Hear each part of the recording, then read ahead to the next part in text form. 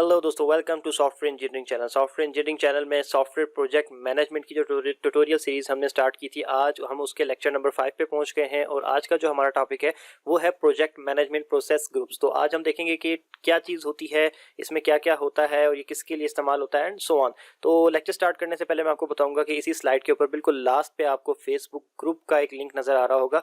ये हमने अपने इस चैनल का एक ऑफिशियल फेसबुक ग्रुप बना दिया है और इसका मकसद ये है कि आप हमारे सारे स्टूडेंट्स एक जगह पे जमा हो सकें। एक और दूसरा जो इसका सबसे बड़ा मकसद था वो ये था कि स्टूडेंट्स अमूमन इन स्लाइड्स को डिमांड करते हैं पीडीएफ फॉर्मेट में। वो ये कहते हैं कि सर ये स्लाइड्स आप हमें पीडीएफ फॉर्मेट में प्रोवाइड कर दिया करें। तो वो सारी की सारी स्लाइड्स जो भी मैं अब इस चैनल के ऊपर प्रेजेंट करूंगा, चाहे वो किसी भी सब्जेक्ट के ऊपर क्यों ना हो, वो सारी की सारी slide time to time PDF format में इस ग्रुप के अंदर जो है अपलोड होती रहा करेंगी। तो आप इस ग्रुप को ज्वाइन कर लें।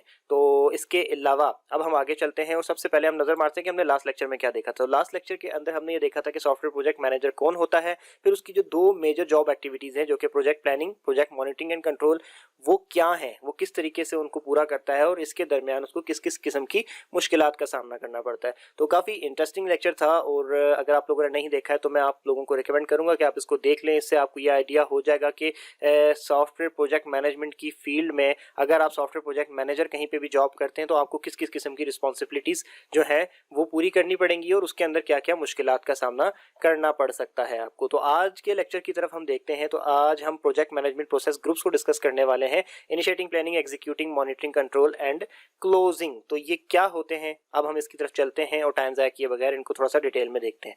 तो प्रोजेक्ट मैनेजमेंट प्रोसेस ग्रुप्स, अब हम ये आपने यहाँ पर थोड़ा सा इन चीज़ों के नामों के ऊपर भी जिक्र करना मतलब गौर करना है। कहाँ पे वर्ड प्रोसेस यूज़ हो रहा है, कहाँ पे प्रोसेस ग्रुप्स यूज़ हो रहा है, कहाँ पे फेजेस यूज़ हो रहे हैं, इसी के अंदर सारी की सारी आज के लेक्चर की कोर को समझने की जो है चीज़ वो इसमें छुपी है। आपके आज का जो लेक्चर है उसकी कोर इसी चीज़ के अंदर छुपी हुई है। मैं बस ये कहना चाह रहा था। In the project life cycle there are 5 phases.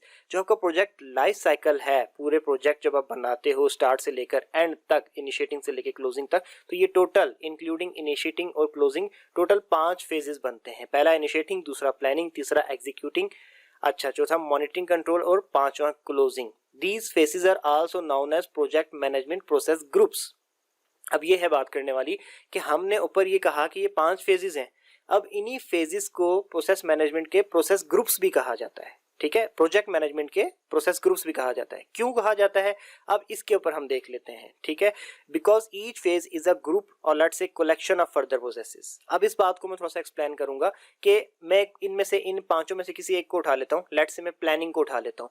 तो प्लानिंग क्या है? प्लानिंग एक फेज है। जैसे हमने कहा कि 5 फेज होते हैं, पांचों फेजेस के नाम हमने लिखे, हम उसमें से किसी एक फेज को उठाते हैं, प्लानिंग को। तो क्या है ये एक फेज है, लेकिन इसको हम और एक चीज कहेंगे। वो क्या कहेंगे कि ये एक प्रोसेस ग्रुप भी है। अब इसको प्रोसेस ग्रुप क्यों कहा गया है? इसलिए कि प्लानिंग इटसेल्फ कुछ भी नहीं है, बल्कि प्लानिंग के अंदर बहुत सारे प्रोसेसेस मौजूद हैं। उन सब प्रोसेसेस को मिलाकर जमा करके एक ग्रुप बना दिया गया जिसका नाम प्लानिंग रखा गया है। ये चीज बहुत समझने वाली है इस तमाम लेक्चर के अंदर कि प्लानिंग इटसेल्फ कोई काम नहीं है। प्लानिंग को करने के लिए डिफरेंट प्रोसेसेस हैं आपके पास। उन सब प्रोसेसेस को, वो तमाम प्रोसेसेस जो भी आपकी प्लानिंग के लिए इस्तेमाल होते थे, उन सबको एक जगह जमा करके एक ग्रुप बनाया गया और उस ग्रुप का नाम क्या रख दिया गया? प्लानिंग रख दिया गया। ठीक है, इसी तरीके से एग्जीक्यूटिंग क्या है? एक प्रोसेस ग्रुप है। क्यों? क्योंकि एग्जीक्यूटिंग का जो फेज है उसको रन करने के लिए आपके पास डिफरेंट किस्म के प्रोसेसेस हैं। उन प्रोसेसेस, वो तमाम प्रोसेसेस जो कि एग्जीक्यूटिंग के लिए मददगार साबित हो सकते थे, उन सबको जमा करके एक ग्रुप बनाया गया और उस ग्रुप का नाम क्या रख दिया गया?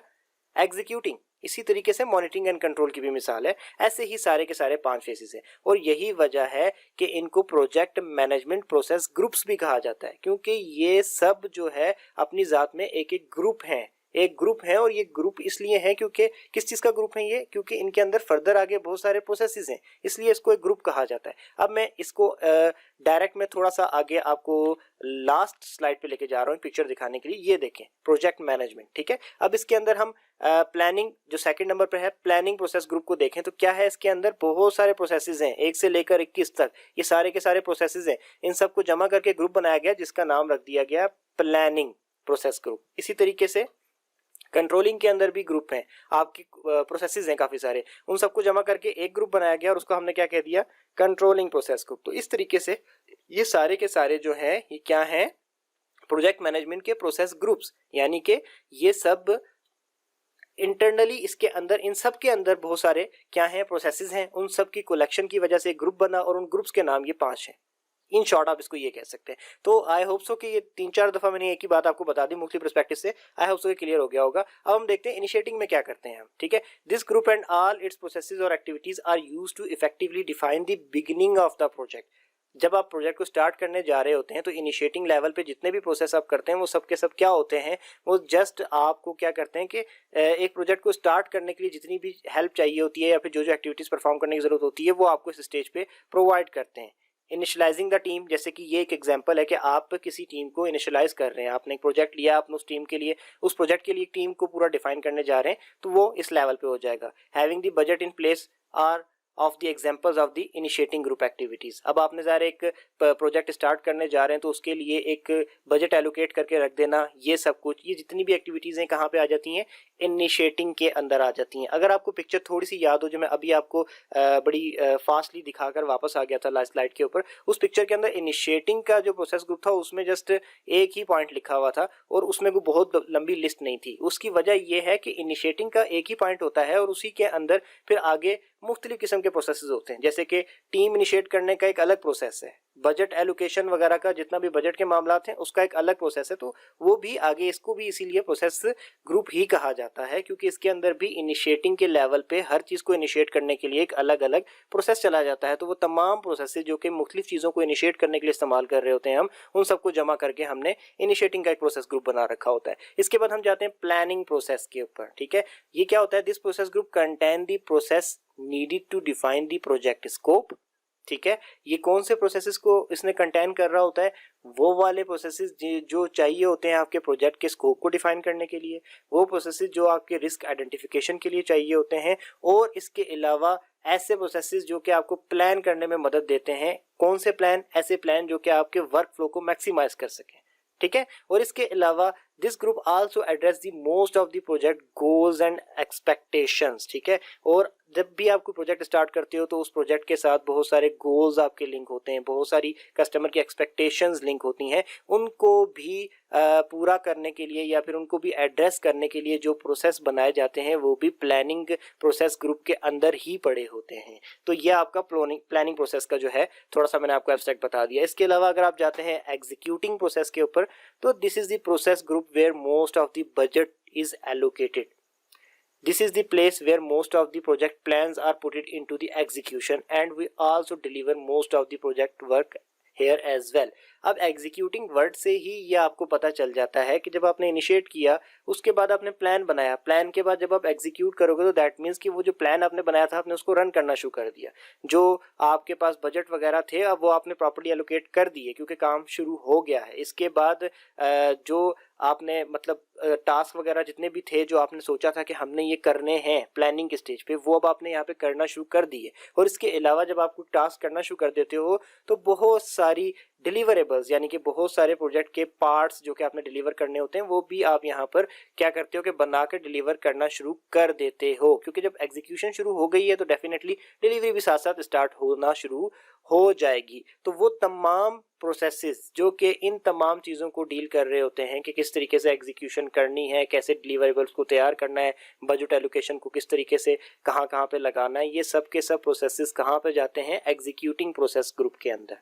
इसके बाद हम आगे जाते हैं कंट्रोलिंग प्रोसेस। अच्छा, ये चौथे नंबर पे आने वाला ऐसा ग्रुप है जिसका बाकी तमाम ग्रुप्स के साथ ताल्लुक रहता है। अच्छा, वो ताल्लुक क्यों रहता है? क्योंकि इसका काम बड़ा सीधा साधा सा है और वो है कंट्रोलिंग करना। यानी कि जितना भी फेज चल रहा है, जो भी लाइफ साइकिल चल रहा है, जिसके अंदर ये 5 ग्रुप्स बैठे हुए हैं, इन 5 ग्रुप्स के अंदर से काम करने वाले जो ग्रुप्स हैं उनका जो कंट्रोल रखता है, उनके ऊपर जो नज़र रखने का काम होता है, वो सारा का सारा कंट्रोलिंग प्रोसेस ग्रुप पे होता है। तो इसका मतलब ये कि जो कंट्रोलिंग प्रोसेस ग्रुप होता है उसमें तमाम के तमाम वो प्रोसेसेस डिफाइन किए जाते हैं जो कि आपके प्रोजेक्ट की मॉनिटरिंग के लिए, जो कि आपके प्रोजेक्ट की कंट्रोलिंग के लिए, जो कि आपके प्रोजेक्ट को ट्रैक पे रखने के लिए इस्तेमाल हो सकते हैं। तो उन तमाम प्रोसेसेस के ग्रुप को हम क्या कहते हैं? Controlling process group. ठीक है। इसके बाद आ जाता है क्लोजिंग। ये क्या करता है? Helps to close the project after all objectives are meet. यहाँ पर आप क्या करते हो कि कुछ ऐसे प्रोसेसेस डिफाइन कर देते हो जो कि आपको वेरीफाई करने में मदद देते हैं कि क्या हम जिस प्रोजेक्ट को, जिस मिशन को लेकर निकले थे, हमने उसको उसी तरीके से मुकम्मल कर लिया है जैसे हमें करना चाहिए था।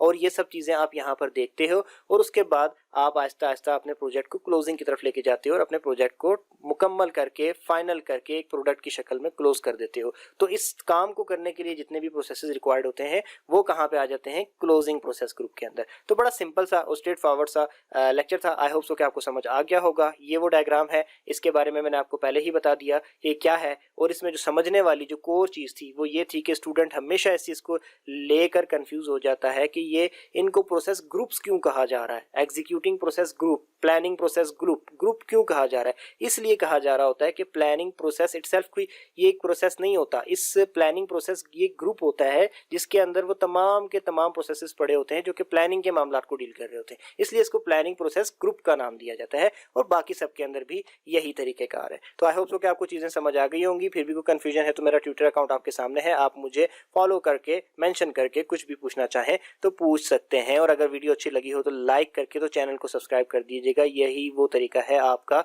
हमें सपोर्ट देने का और मोटिवेट रखने का नए से नए टॉपिक्स पे, नए से नए लेक्चर्स बनाने के लिए। तो ठीक है जी, थैंक यू सो मच। ये था आज का हमारा लेक्चर। आई होप सो कि आपको समझ आ गया होगा।